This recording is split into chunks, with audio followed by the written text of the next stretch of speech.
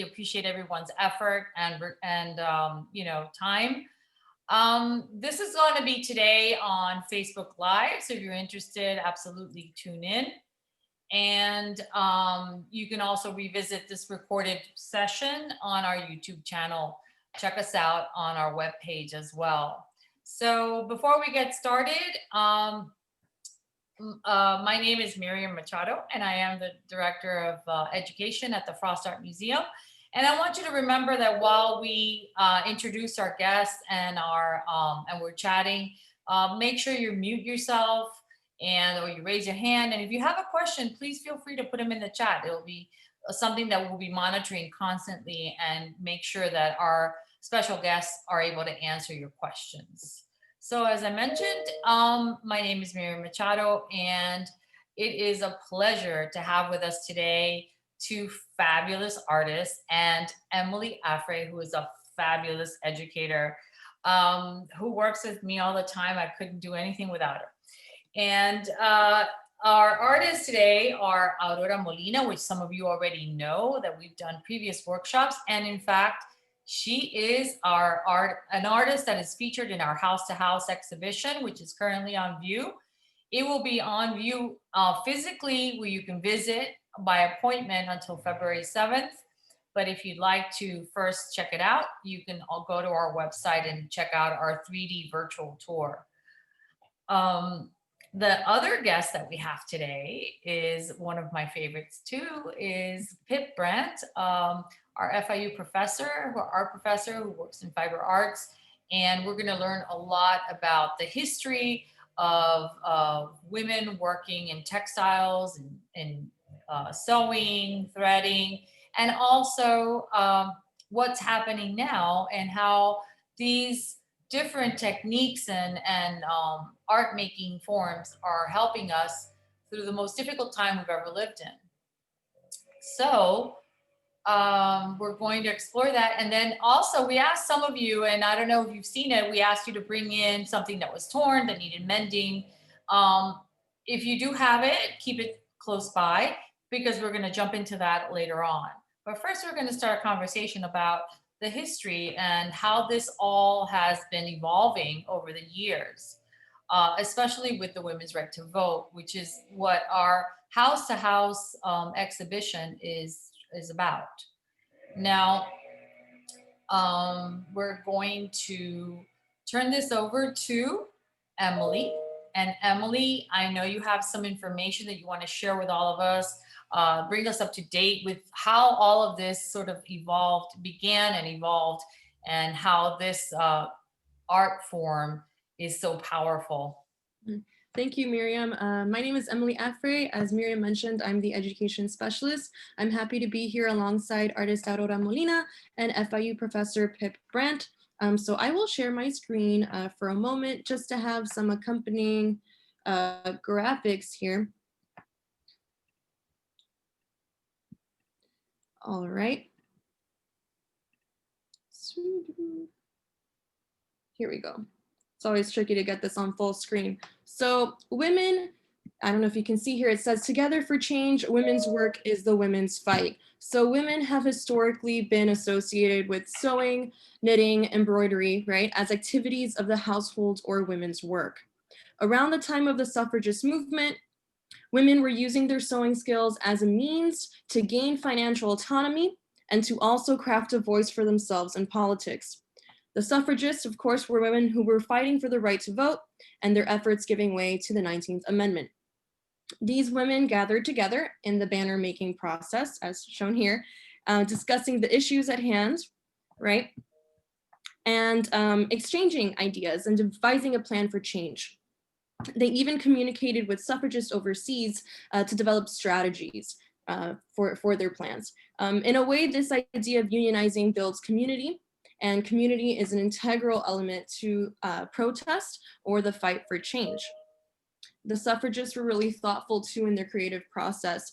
So they developed a consistent branding where certain colors, text, and symbols were used to heighten their impact.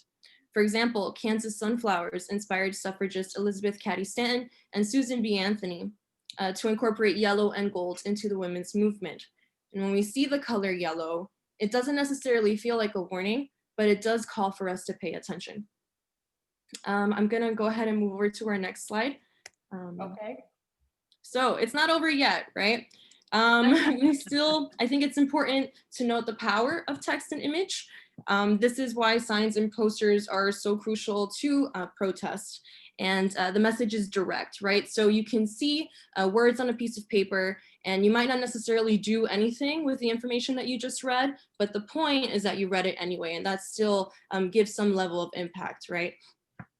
We still see this translated in the protests of today. So not only just like in the women's marches as shown here, but also in the Black Lives Matter movement gatherings that have been happening all over the world.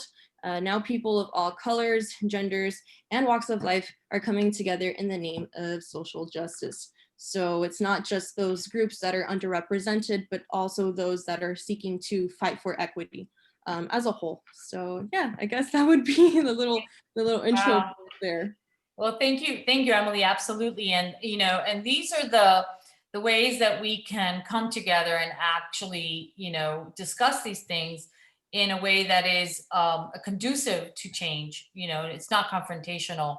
So, Aurora, I know that you've done so much, and you've worked with so many different audiences, from children to different members in the community. And I wanted you to talk a little bit about the work that you have on view in the House to House exhibition. What inspired you? What brought you to that point? And tell us about it. And then tell us about your other projects as well, how you're using art making to create change. Hi, everyone. Well, first I have to acknowledge my former professor. I'm doing this because, and she's very proud. It's a little right? weird to be sitting here, right? I think we have been talking about these. I started to take sewing classes when I was 8 years old. And everything sort of like, stayed there in the limbo until I took Pip's class when I was at FIU. And I'm forever grateful because I found my happy place in between threads and needles. Yeah. So when I was invited to participate on the show, of course, I started the whole research. And thank you, Emily, for that, because I was precisely looking at these images and sort of like understanding behind the medium what was that I could incorporate that also talked about these movement. And then I decided I wanted to work with a new kind of material that talked about something that was more contemporary. So that's always that I do in the process of creating a work. It's not only using needle and thread just for the sake of it, but how from all the techniques and research that I could do, what technique fits better to the concept that I'm basing the work or the series on. So I wanted to work with a material that was more contemporary, that had sort of like a sense of those images to the women's movement in 2017, 2018. So I started to find something that was like sort of like polyester, stretchy, sort of like t-shirt oriented recycled material.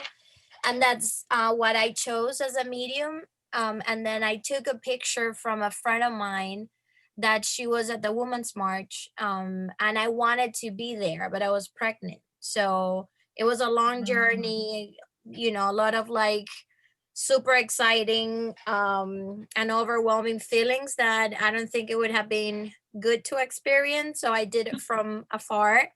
And I wanted to talk to the sense of togetherness. And so also not only the fact of the medium that I chose, but also the techniques. So I chose, which is a new approach to the work, which was weaving. So it's sort of like this technique, and I had tried so many things to see, how to get the sense of color and texture and form, more of like the aesthetic values of a piece. Because the image, it was there, you know, I knew I wanted it to be that one image of sort of like the female figure on the forefront, with a sign up, you know, sort of like blank faces, general, still to continue that fight. And then I started the weaving, and once I got that, it was a matter of getting to work. So the piece is called Woven Destinies, and I also wanted to include the community, which is sort of like the extent to the social practice in my work. So with the Frost Art Museum, we convene a series of workshops to invite the community. We guide them through it. This was over the summer, where people were invited to create this sort of like mandala, which was inspired truly by sort of like the web of a spider. So in resonance to that, I wanted to bring that sense of like, you know, connecting to the scene. So that happened. We were able to extend it. For me, it was important to have 100 pieces all together to represent the 100-year anniversary. And people were invited to recycle their garment into a piece. So they created t-shirt yarn out of it, so they were able to weave it. And I wanted that sense of sort of like belonging and history, which relates a little bit to what we're going to be doing today, of repairing and restoring, and not you know, working with a new piece of garment, but sort of like that trap, that DNA. So that's what we did. And then off of the piece, it falls sort of like a carpet with the suffragist colors that Emily mentioned, purple, yellow, and white. And I make reference to that, sort of like an homage to 100 years back. You know, it was also like the rug making. It was something that also was functional and that spoke to the household, and it had a little bit of reference to the entrance to the house. So it's in front of the piece going through the floor, and I wanted to create sort of like a continuation of the piece. And at one point, I wanted people to stand very close to it, sort of like using the rug as a rug. And you know, so there's all these layers to the piece that speak about all that research that I was doing at the moment.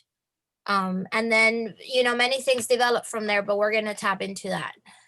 Yeah, no, absolutely. There's lots of other symbolism that you bring in with just the act of weaving alone. So absolutely, we can talk a little bit more about that. So so Pip, now it's your turn. Tell us, you know, and thank you so much for joining us. Really appreciate it. I know everybody's so busy now during this time. I mean, virtual is, we thought virtual was going to be easier, but it's actually more work. So thank you for making time for us. Tell us about what you're doing, what you're teaching your students these days, what different techniques they're exploring. I know that you have challenges like everyone, you know, teaching in the virtual time has been difficult, but tell us a little bit more about what's going on with your students and what you're teaching them right now. Well, I've now been teaching like a semester and a half. I teach painting too. Painting's easier. Oh. You only have, you got your paint, you know, but the fibers is not easy. And I thanks to Aurora, maybe we went and had a tour, a virtual tour with Amy, and That's her piece, yeah, Aurora's piece kind of lit a fire. It so helps when people see real art. And I think it's kind of more difficult now because people aren't seeing, not that it's not being offered. There's a lot of ways to see art.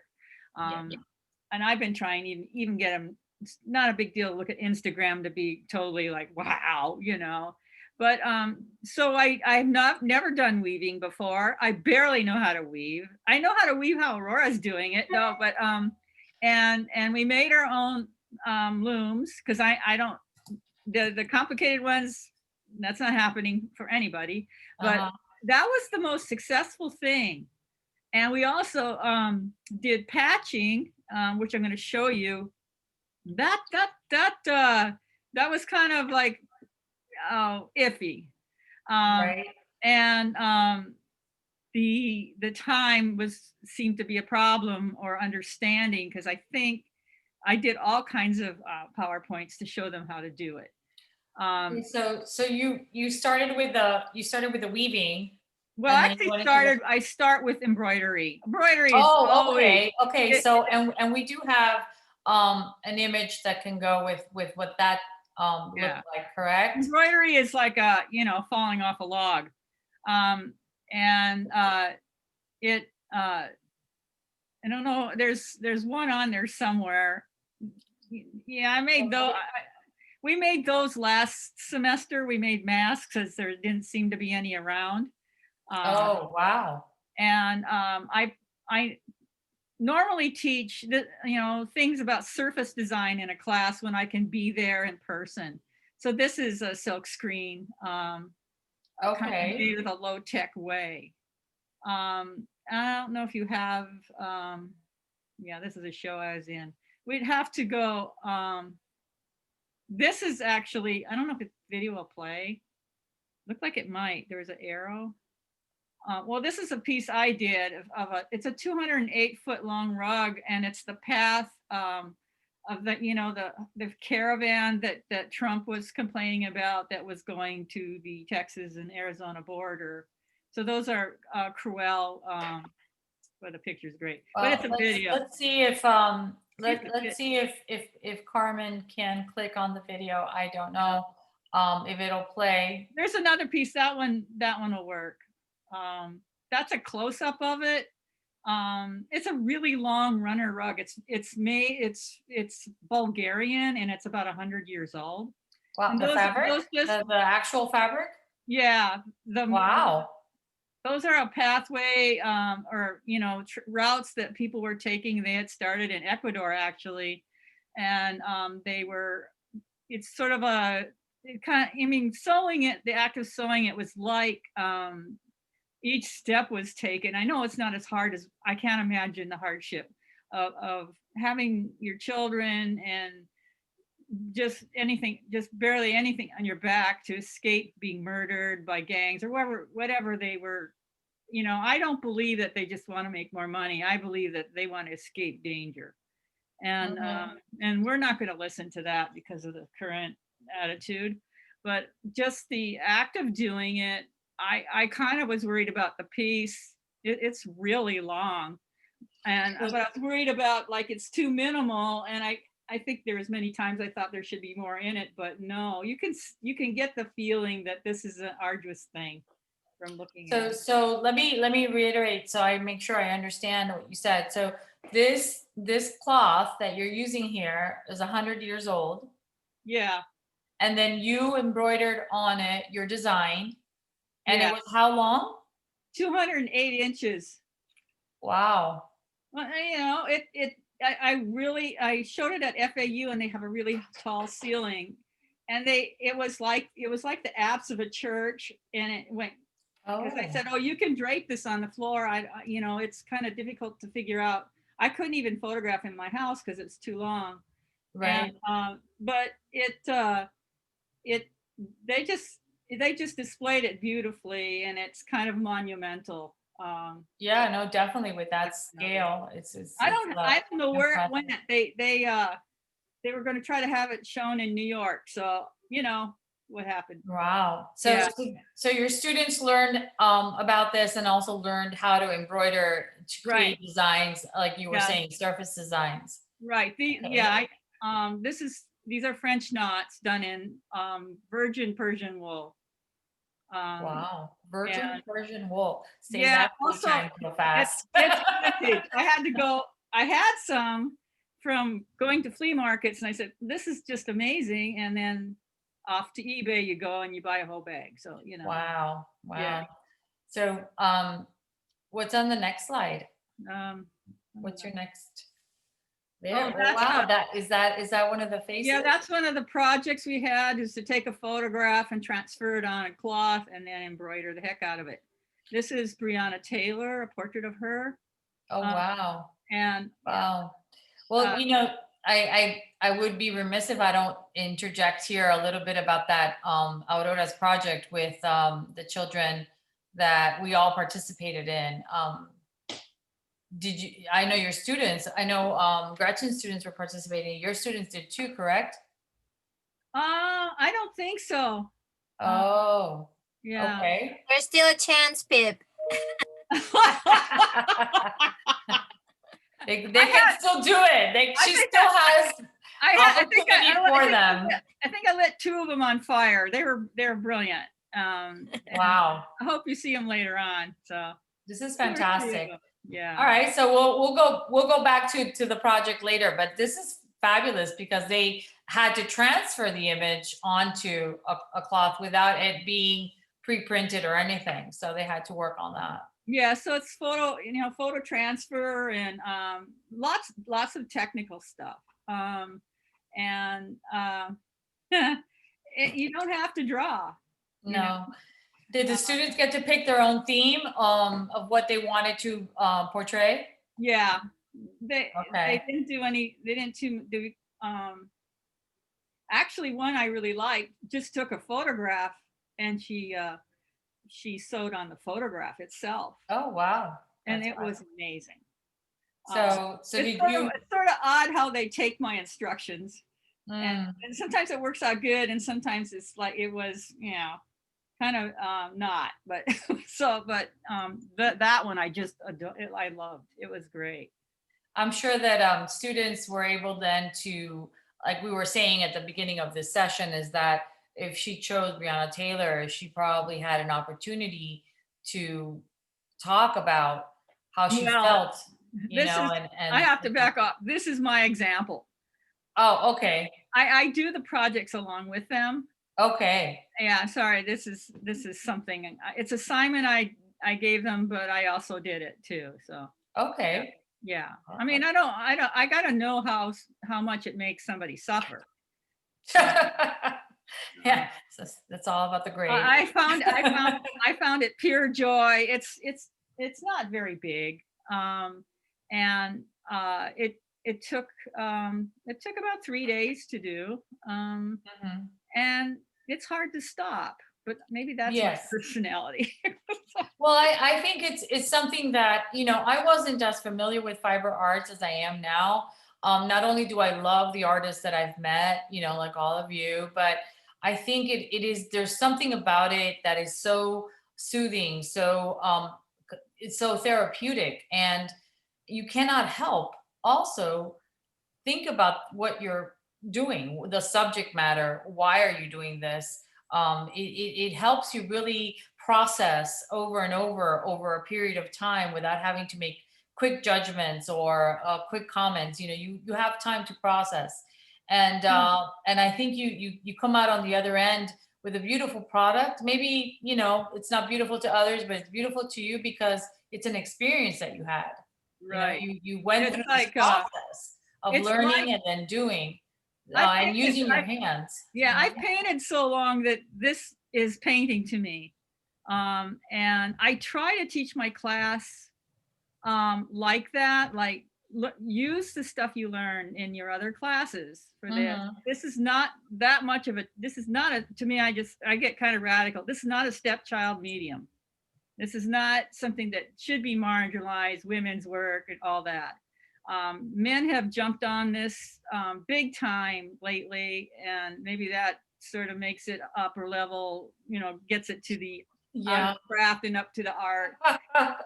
I'm being sarcastic, but well, and it's one of my students who got me started. I mean, I did embroidery when I was a teenager on my jeans, and but he got me started in it big time when he he was a man from Thailand, and he was very isolated, and he embroidered really differently.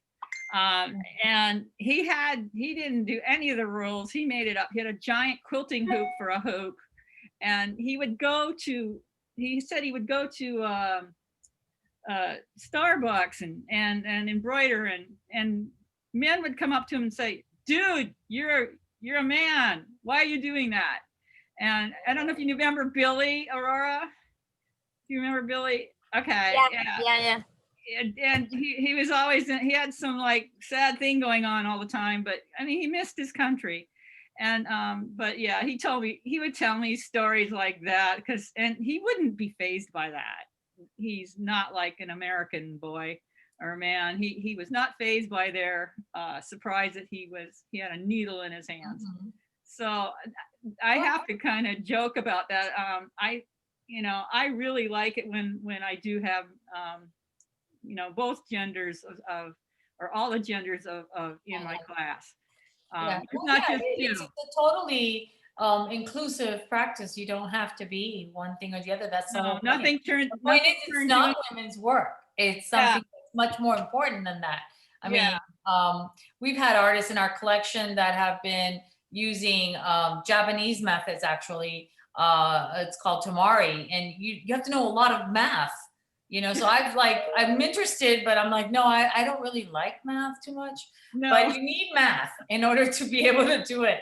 So it's fabulous. And I know that you've also been investigating and teaching other Japanese techniques that we spoke about earlier. You want to share that with us? Yeah. You have another slide that you wanted to share. Yeah. And okay.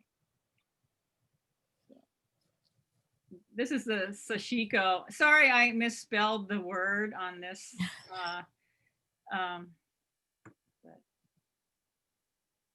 And funny, I thought that I had misspelled it.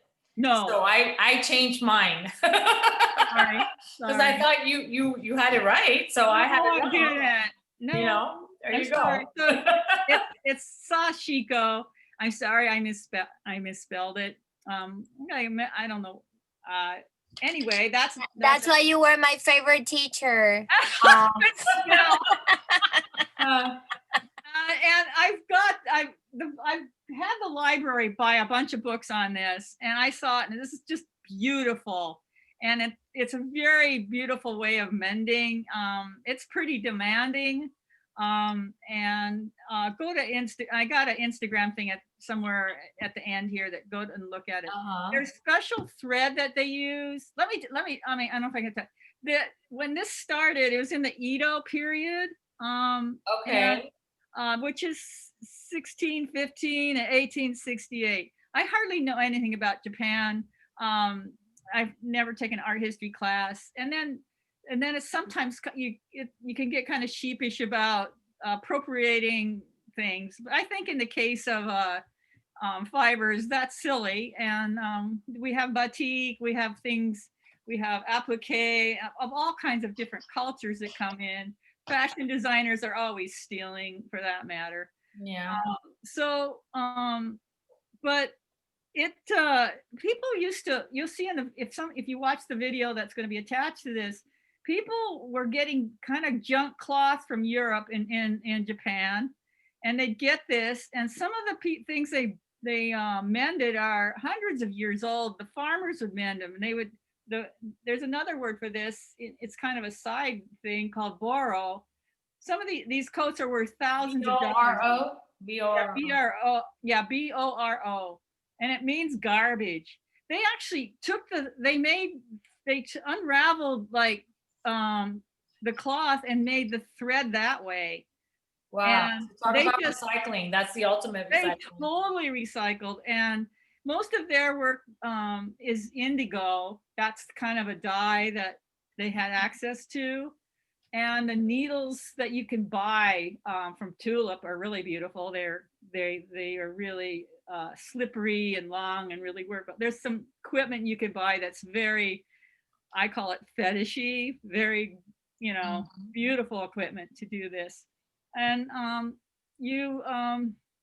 you just, I think generally their cloth isn't as heavy. Like denim is kind of hard to do this on. The example I just showed you, it's Well, really hard. I think we need to go back one slide to see the visual again of what the stitch looks like. Oh, there's, yeah, okay, yeah. There, so it's Now that's the it's a basic single thing. stitch, right? Yeah, it's just a running stitch, but you can start crossing them if you really see how somebody really does it. Okay. I had a hard time with the jeans because it was too hard. Like Oh, the fabric is too thick. probably cotton or linen, I could do a whole lot Uh-huh. more. So, but I needed to patch my husband's jeans. So I've been patching clothes. I think it's one thing that kept me sewing over since I was 6, because you maybe you didn't have a time to build a whole garment, and you can obviously buy a garment cheaper than you can make it. But I have no problem patching things, and sometimes the patches make me like the piece of clothing better. So I think so too. I think so too. It adds, I mean, that became a trend, a fashion trend of having embroidered things on your jeans and all that. So yeah, I've seen some. I kid around that the trend's going to come back when everybody gets tired of the ripped jeans. They're going to Yeah, start. they're gonna have to patch them. They're going to start wearing it that way.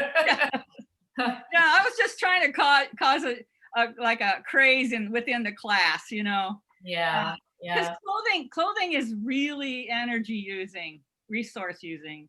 Yeah. And to just toss it all the time, and that's not good. So Yeah, no, yeah, absolutely. That's a whole other topic for another day. I mean, that is, the whole sorry. fashion industry, the color, the dyes, the pollution. I mean, it's crazy.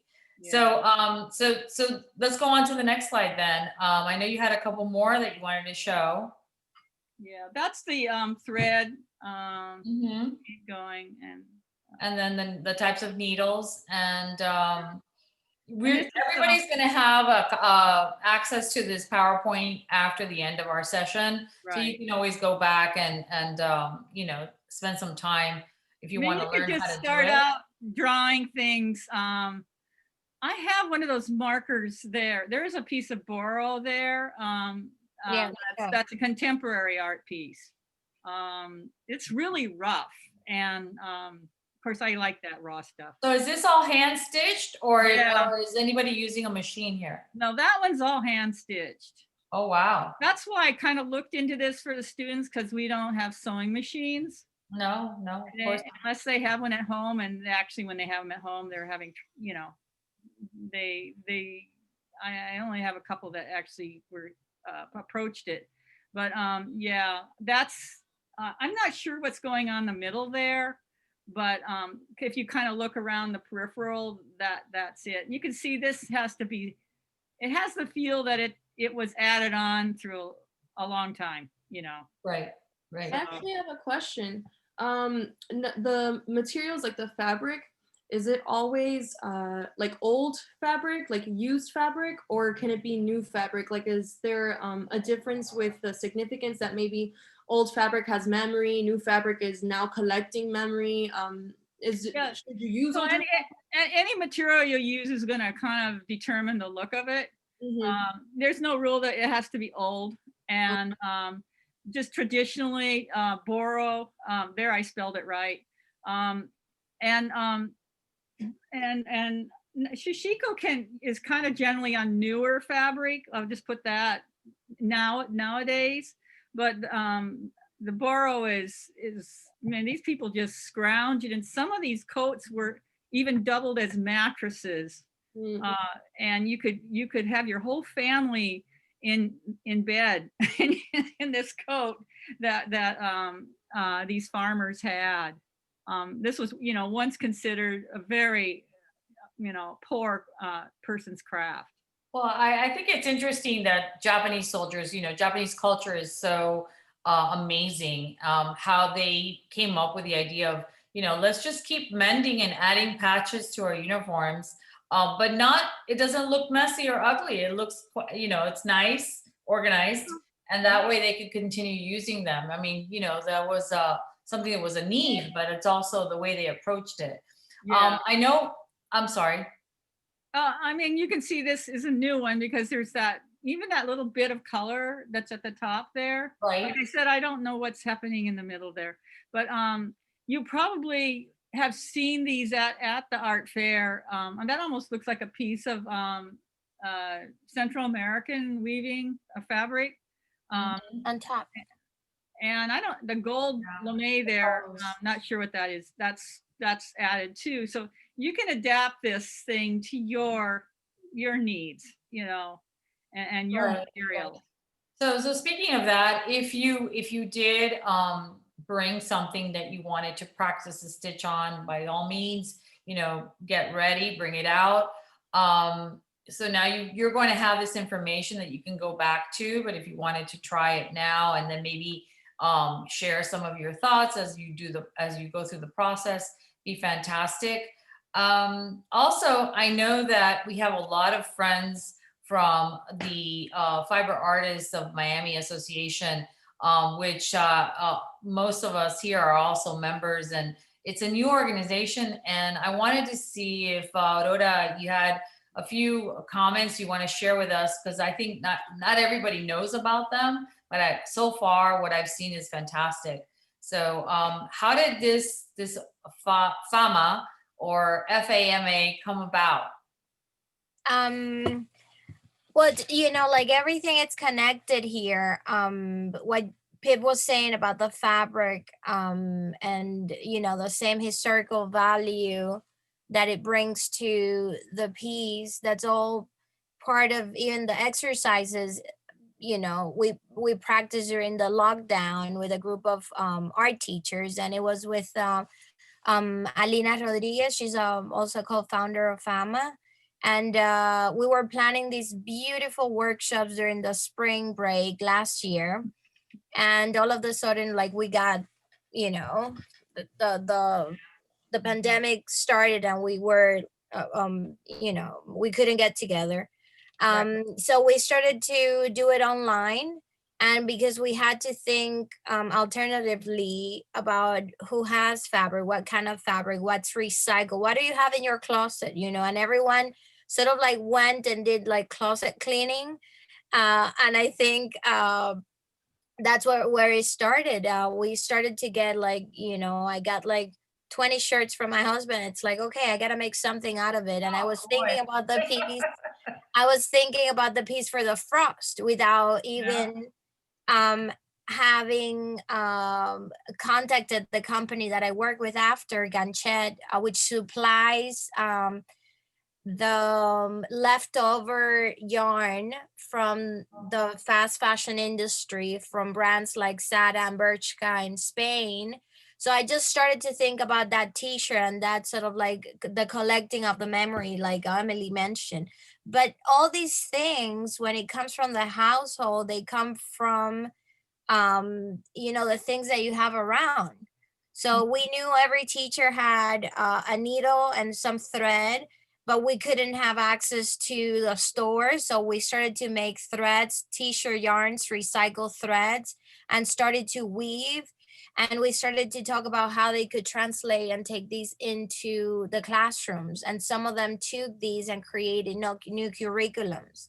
So these need of getting together, of meeting online, of creating a safe space where your hands were busy, but you still were in connection to others, sort of like this wireless connection, but keeping your hands busy. We just found out that, and there are studies that shows that the serotonin in your brain, that it's released through the use and the repetition of you know, using your hands, in this case more exactly you know, working with thread and needle.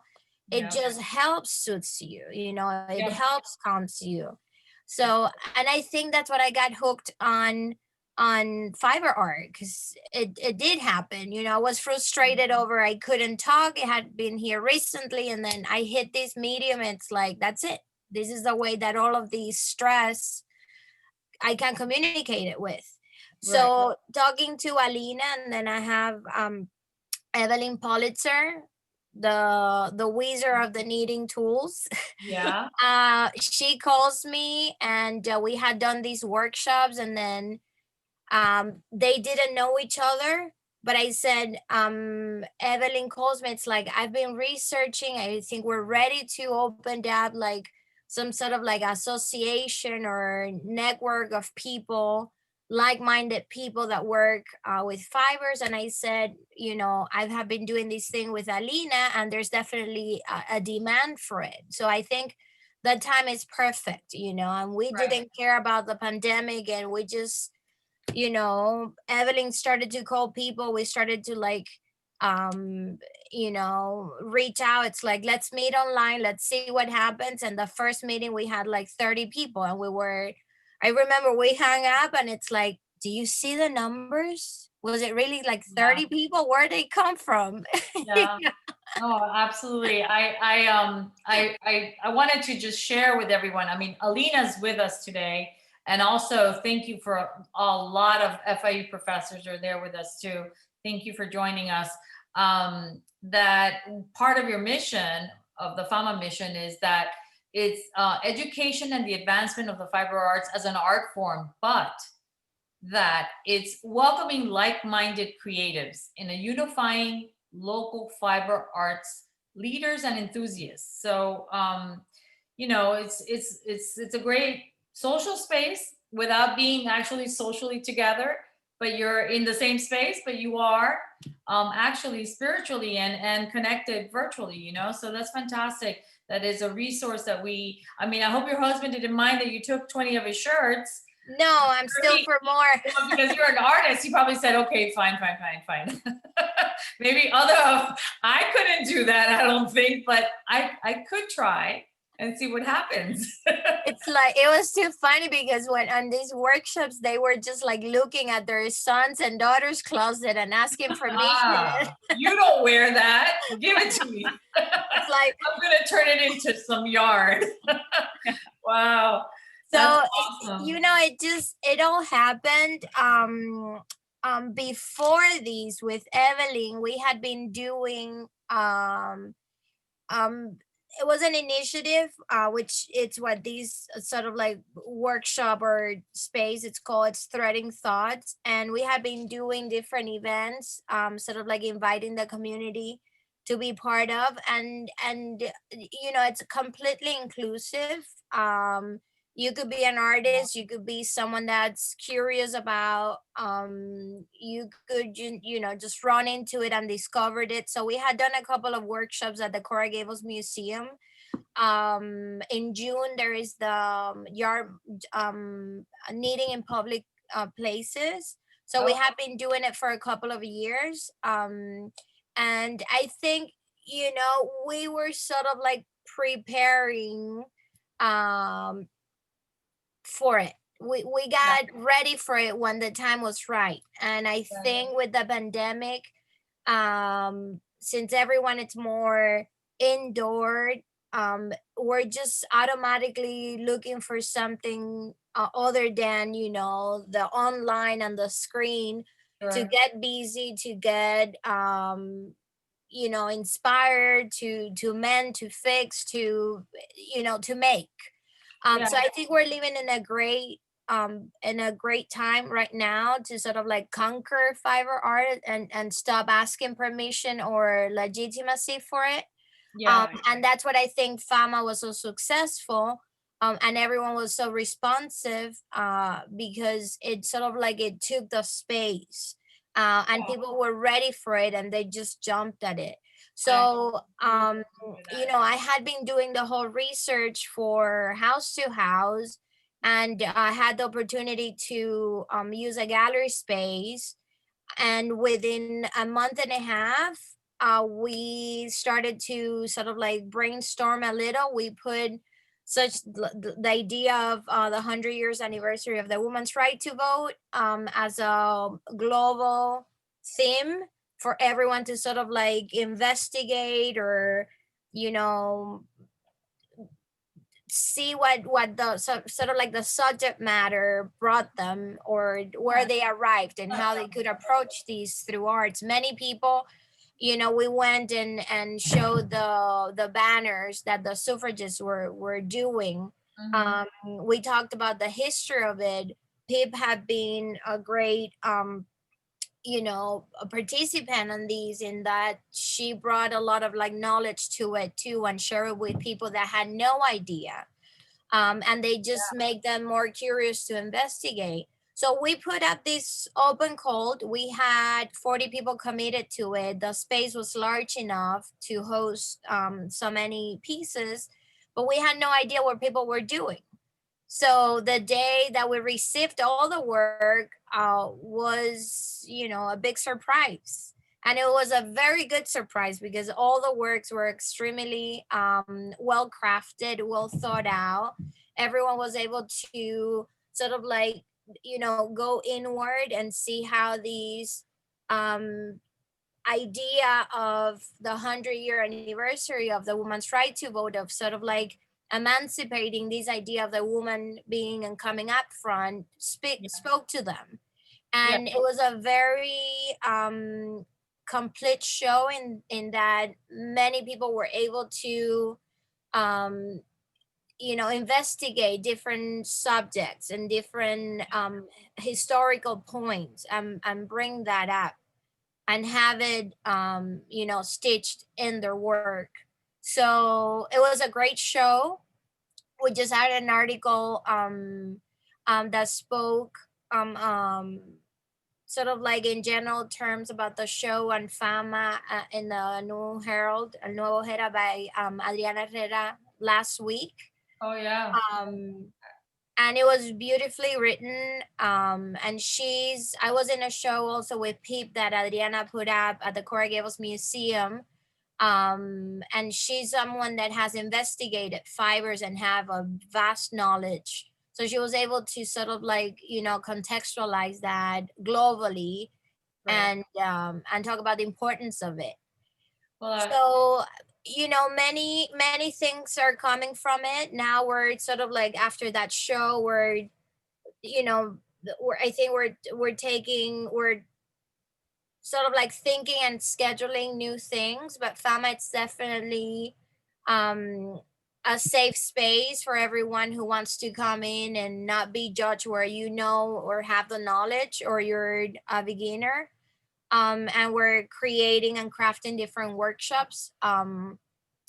So, you know, definitely I think the community, it's there, and it's open, and we're gonna continue to grow. So yeah, absolutely. I mean, you touched upon a lot of things that I wanted to bring to the conversation, and so did Pip, because you know, a lot of folks, they turn to drawing, they turn to painting, which there's nothing wrong with that.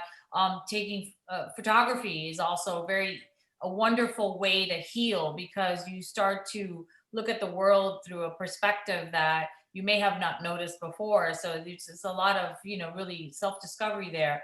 But I've noticed, and Pip was saying that too, that there's a lot more men and others really getting involved in in fibers and working and weaving, and I was wondering if you felt the same way, if you noticed the same thing, which I know Pip had mentioned, yes, but because I see a shift in our programming, and I see a shift in what's out there now, that drawing is all the fundamentals, classical drawing, all this is very important. However, I see a shift in people wanting to investigate new forms of art making. And that I think includes fiber and, well, and incorporating multiple ideas. I mean, our breakfast in the park had featured Jeffrey Gibson, which was fabulous amazing. artist who Thank has music fiber weaving, indigenous cultures, and LGBTQ. I mean, you can't get any more inclusive than that. So that was amazing. And so what are your thoughts on that? Have you noticed any trends now, as we, you know, maybe this is part of the silver lining of COVID? We're gonna shift in another direction and be able to produce without having to actually, you know, suffer because we can't get the materials, but we have them right there in our house, in our backyard, whatever. You do it. Even with the weaving, you can hack it. You know, you Yeah. can. There's all these hacks you can figure out, and if you Oh, yeah? can't figure out, ask YouTube. And you know, But if and you hack it, you're cutting corners, right? Isn't that? yeah, I mean, you don't do have, the you real don't have to thing. buy a $3,000 loom. You know, We're going to see Yeah, the people. technicality of it. The technicality of it, it's not like a you know, like a photography equipment.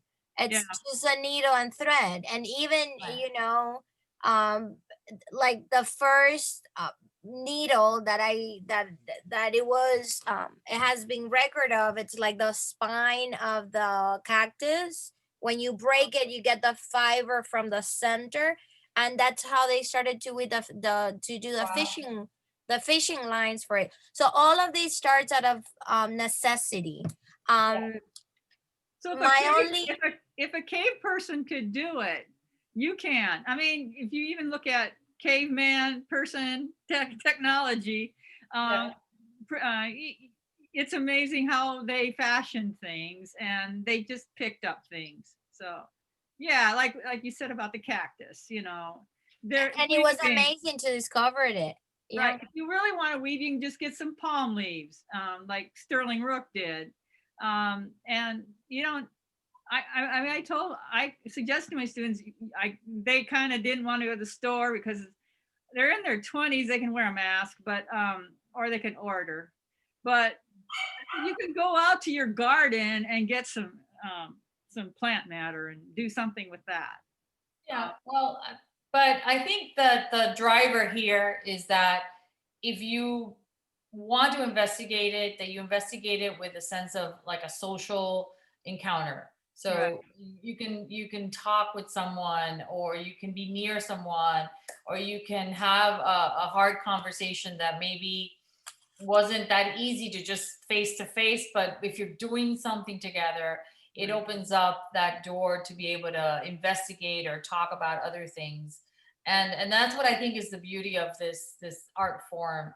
And all art. I mean, art is always healing. Art is a universal language that I absolutely feel is so necessary. And we've seen that now. It is come to the forefront. Museums and art making is like so important because everybody now is aware of how healing and how necessary it is. Mhm. So we're getting down to the wire of our session. And I wanted to make sure that if you had any other comments or any other things you wanted to add before we sign off, that you have a chance to say that. And personally, I'd like to thank you both very much, and Emily, Thank who you. is always my champion there, helping us, have this conversation, which is lovely. And so please share your comments or your thoughts before we go, and then I'd like to just say some closing remarks. What I was gonna say to the question, if you know, if this is the time for, or if there is sort of like conquering fiber world, I think this is the time, and we don't have to wait for any male artist to legitimize that, which I think it's what people was mentioning. And, Yeah. and just a quick, you know, it's sort of silly, but it takes me. My dad is an artist. He's a painter. So 2 Basels ago, we see this tendency of fiber work, you know, at the big fairs, and he turns to me and he says, "It might be that you have a chance with this Oh, medium." And yeah. I'm like, okay, you These know. are coming up for you. Yeah, I really felt that. I've been doing it since the late 90s, and there was a long time it was hard to show it. Yeah, But I I agree. think I agree too. I see it too. I think that's why we were so eager to like sort of like, you know, without waiting of like having a structure, a strategy, or things like mapped out. It's like, let's, you know, let's go with fama, let's see what happens, let's see what's the response. Because I felt like if we just spaced out the time, I mean, that's what happened with Joseph Albers and Annie Albers. He Mhm. ended up copying all the tapestry that she did, and now she's having major shows in museums. It's like, Well, and why? also like, It's and sad. So they and Carmen Herrera and all these who was working along Ellsworth Kelly, the men get the glory, and then the women, when they're like 105 is when they become famous. Right. And that's not fair. So I think it's, you know, like making your thread rattle. I read that somewhere. Oh, And I think wow. it's like thinking about what about those women in the 1920s? What could they have said through thread? What was the Yeah. political or social ideas? I mean, I teach here at my studio, and we were felting this morning because everyone felt like felting. And the best part of it all, it's the conversation that happened, and we were Yeah. talking about all kinds of things that 100 years ago they would have been completely a taboo. And then it's like maybe we think they were taboo, but they were having the conversation. It's just that there's no record of it. So you know, I think thread, it's just very democratic. It's an invitation to everyone. It's sort of like it carries on these metaphor of fixing, of making something beautiful, of mending, of repairing, that you know, if we take it to its political context, and it helps us ease day by day. So I think if we could take that from it, and be something that empowers us, in the comfort of our home, we're doing the job that's asked to do. Keep indoor, be conscious of the other, and get busy. So Yeah. So we're definitely running out of time, and we did have a question about our actual making that we were going to show an example of, but you know, conversation was very engaging, and we do have all of the resources available after we finish our talk. They will be sent to the participants, and they'll have that information to follow through. So once again, thank you very much. Thank you for joining us. Thank you, all of you, of our participants, for tuning in. We are really, really appreciative of your time. And the museum is open. You can make an appointment and visit.